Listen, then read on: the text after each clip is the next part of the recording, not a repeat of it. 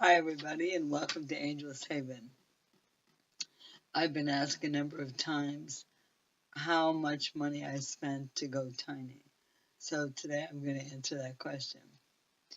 Now, if you're intending to go tiny, it might cost you more, it might cost you less, but I'll try to explain uh, how I set the budget or what things I took into consideration in setting the budget. I did a lot of research online to see what tiny houses cost, and I looked at you can buy tiny houses that just have the shell and then do the inside build yourself. You can hire really experienced tiny house building companies. You can hire companies that make fancy houses. The builder that I hired had not done a full size tiny house, start to finish, and RVIA certified. I needed to have it RVIA certified because of the California laws that require that it be RVIA certified if you're going to park in a state park. I don't necessarily intend to do that, but I might. So I wanted to make sure I had that certification. Also, there are some trailer parks and RV parks which are welcoming tiny houses, but only if they're RVIA certified. The park in which I'm currently living does not require the certification, but they want the features that go with certification, so it's the same thing. I gave my builder a ceiling budget of $40,000, and I figured this after I looked at all kinds of houses online and the sale prices for them and what features they had. He assured me that he could do it for that, and in fact, he did. It cost about $38,000 for the build, including the trailer, the RVIA certification, and the move to California. So that's about $38,000. That included the stove, but not the refrigerator, which I bought separately for about $200. It also included a couple of upgrades: tile in the shower, tile in the kitchen backsplash, and the shed that you've seen in some of the pictures, which I had to build on the back. I also separately purchased a ceiling fan after looking at about 500 of them, I swear. I paid about $50 for that at Home Depot. I could have bought a more expensive one, but this was the one I wanted. Now, and the washer dryer combo unit I already had, that cost about $1,200. So we're right at about my $40,000 mark when you count those things that I added extra on top of what I paid the builder.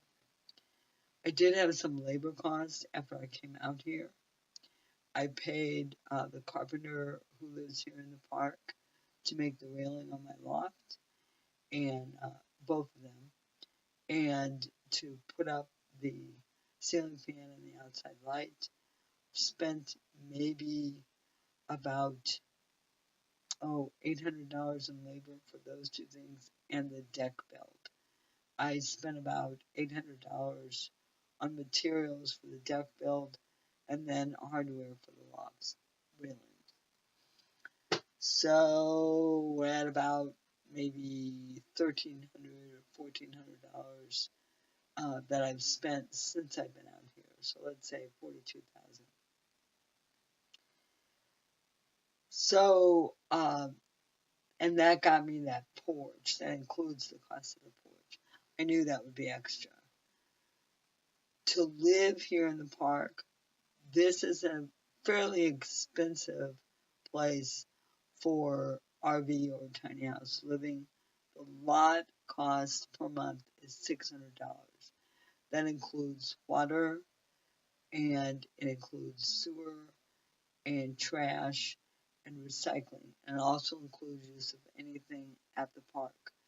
The park has a swimming pool, tennis courts, a community building, an off-leash dog park, and then walking trails. So that $600 is a little high. I looked at parks north of the Bay Area, which were in the $300 range. they didn't have as many services as this park, or extras, I guess you could call it. And I felt as though if I were going to go tiny, I wanted to make sure everything was available to me when I first did it. Once I learn how to live tiny, then it will be a little easier for me to make some adjustments. I pay extra for electricity, propane, and internet, and I calculate that those are going to combine to cost about $200 a month. So about $800 a month to live here. Now, as I said, that's a little high. I could probably live in a park with fewer amenities for maybe half that. And I choose to live in a place that's a little more commodious, just for my own peace of mind. So that's what it costs to go tiny. And you can certainly spend more. You can spend less. You can convert a school bus. You can live in a camper. You can live in an RV. You can have a way fancier tiny house than I do.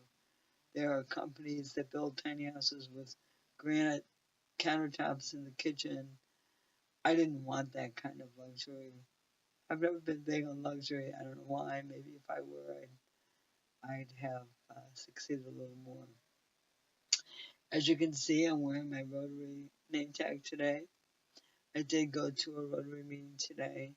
One of the reasons I picked this park is that it's near towns and cities.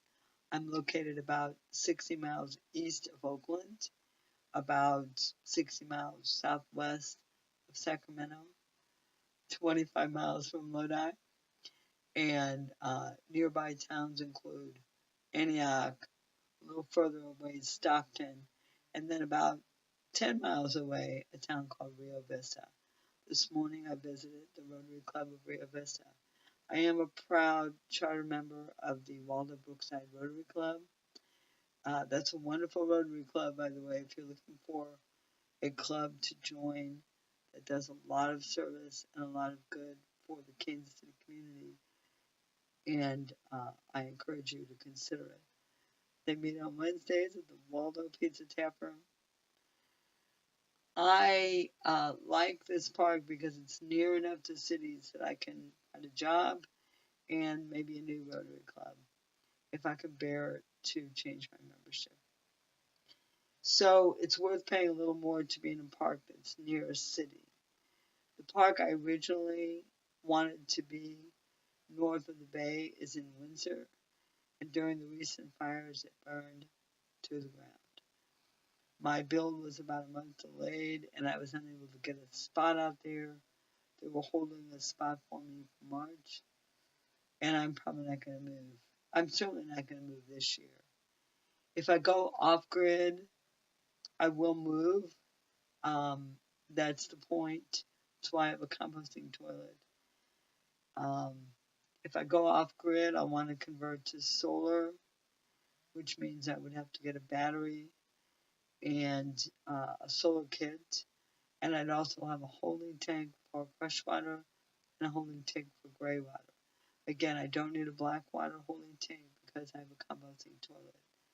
To get the two holding tanks, a solar conversion, and a battery system. So the solar puts energy into the batteries. So that's how you power instead of electricity. And a propane tank. Probably I'll end up spending around $5,000, and then I would be completely off grid. I thought about having an outfitter to go off grid right away, but I wasn't sure if I would, and so I didn't spend that additional money. So that's what I spent on my tiny house and going tiny. You can spend less, you can spend more, you can spend your money differently. That's what I chose to do. For those of you who haven't seen other videos, my builder was Kevin Kitzmiller of Country Cabin Village. He's in Polo, Missouri. He does good work. He's a very gracious person. His wife, Kim, is wonderful.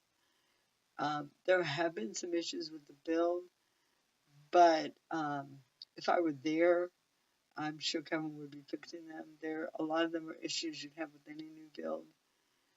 And the fact that I'm here and not there makes it impossible for him to fix them. But he's given me some advice. And if I felt like I needed any financial adjustment, I'm sure he'd accommodate me. As I said, if I were still in Missouri, he'd be over here tinkering around and fixing the things.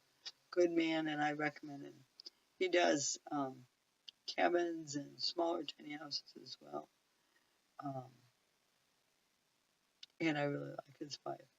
So that's what it cost me to go tiny. And I hope that information is of some use to you. And thank you for sharing a few minutes of my tiny life. Have a great day.